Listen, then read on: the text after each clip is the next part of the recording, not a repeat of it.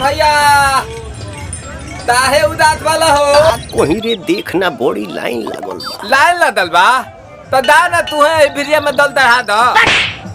उजा जल चढ़ता कि भांग चढ़ता?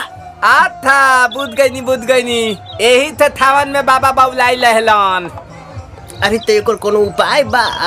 बानू इनता ते दो थल दली पियावे ते परी का रे? अब थू ना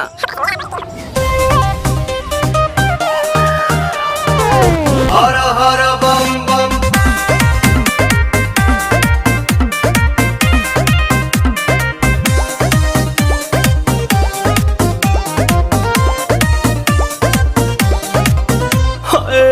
टेंशन में रहतानी काहे भोले दानी अभांगा जा छोड़ दी साफा लइको तजता जलाइल बानी अखिया खोली देख ली ना पीली पुदीना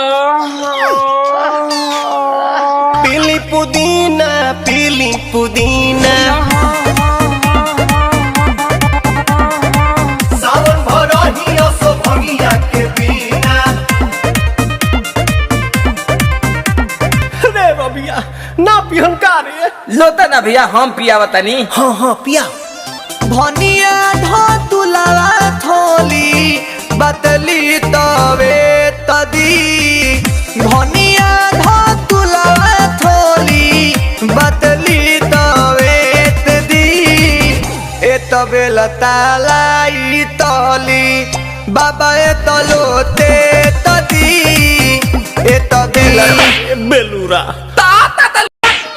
जनतानी बाबा रउआ भंगिया के बिना काम न चलेला एको दिन राम तनी का ख्याल करी सेवा के अपन हो चढ़ल बाटे सावन के महीना राम।